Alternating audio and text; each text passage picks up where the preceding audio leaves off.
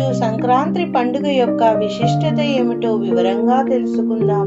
సంక్రాంతి పండుగలో ఎన్నెన్నో విశేషాలు ఉన్నాయి. ముంగిట్లో కలకలలాడే రంగవల్లులు, ఇంటికి వచ్చే బంధువులు గాలిపటాలు ఎగురవేస్తూ సందడి చేసే పిల్లలు, ఇలా సంక్రాంతి అంటేనే ఓ సంబురం, ఓ ఆనందం.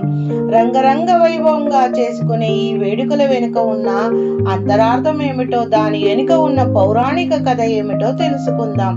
ముంగిట్లో కలకలలాడే రంగవల్లులు ఎంతో ఆనందంగా గడిపే యొక్క సంక్రాంతి విశేషాలు తెలుసుకుందాం. కాలచక్రానికి అధిపతి సూర్యుడు.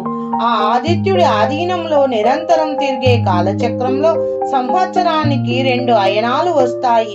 అవే దక్షిణాయనం, ఉత్తరాయణం. జనవరి తొలిపక్షం చివరిలో అంటే సంక్రాంతి సమయంలో ఉత్తరాయణం మొదలవుతుంది.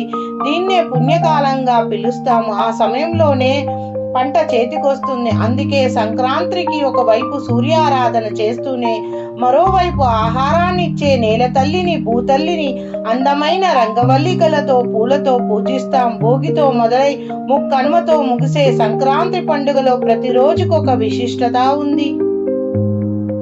భోగభాగ్యాలతో మురిసేలా సంక్రాంతి పండుగ భోగితో ప్రారంభమవుతుంది. ఉత్తరాయణ కాలం మొదలై ముందు రోజు విపరీతంగా ఉండే చలి తట్టుకునేందుకు తెల్లవారుజామున భోగి మంటలు వేస్తారు.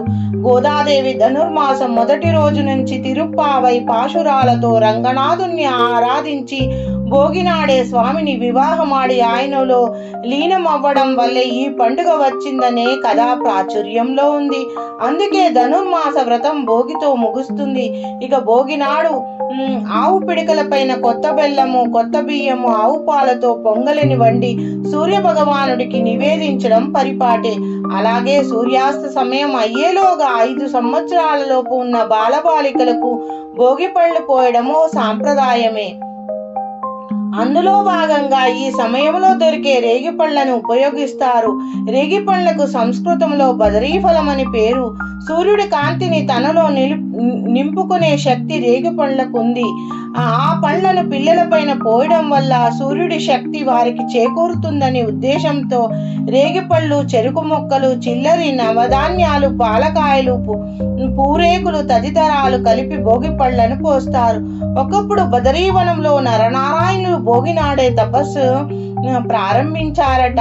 దానికి మెచ్చి పరమేశ్వరుడు ప్రత్యక్షమై వరాలు ఇవ్వడంతో దేవతలంతా వారి తలల మీద బదరీఫలాలని కురిపించారట. అందుకే పిల్లల్ని నరనారాయణులుగా భావించి రేగిపళ్ళు పోస్తారని అంటారు. తెలంగాణలో భోగినోము పేరుతో ప్రత్యేక వ్రతాన్ని చేస్తారు. మట్టి కుండలో నువ్వులు, కుండలు, చెరుకు ముక్కలు, జీడిపళ్ళు, చిల్లరి డబ్బులు వేసి వాటిని వాయనాలుగా ఇస్తారు. ఈ పండుగ సందర్భంగా నువ్వులను తప్పకుండా తింటారు. భోగి మర్నాడు వచ్చే పండుగ మకర సంక్రాంతి. సూర్యుడు మకర రాశిలోకి ప్రవేశిస్తాడు కాబట్టే ఈ రోజును మకర సంక్రాంతి లేదా మకర సంక్రమంగా పిలుస్తారు. ఈ రోజు నుంచి ఉత్తర పుణ్యకాలం ఆరంభమవుతుంది. ఏడాది మొత్తం చేసే దాన ధర్మాలతో పోలిస్తే మకర సంక్రాంతి నాడు కూష్మాండ దానం చేయడం వల్ల దేవతలు సంతృప్తి చెంది శుభాలను చేకూరుస్తారట. అలాగే నువ్వులను ఏదో ఒక రూపంలో తీసుకుంటే ఆరోగ్యంతో పాటు ఆయుషు పెరుగుతుందని చెప్తారు. తెల్ల నువ్వులతో దేవతా తర్పణం, నల్ల నువ్వులతో పితృ తర్పణం చేయాలని శాస్త్రాలు చెప్తున్నాయి. సూర్యుడు మేషరాశిలో ప్రవేశించే రోజును కనుమగా భావించడం వల్ల ఈ రోజును మేష సంక్రాంతిగా పిలుస్తారు. ఉపకారం చేసే వారికి ప్రత్యోపకారం చేయాలన్నదే కనుమ పండుగ అంతరార్థం.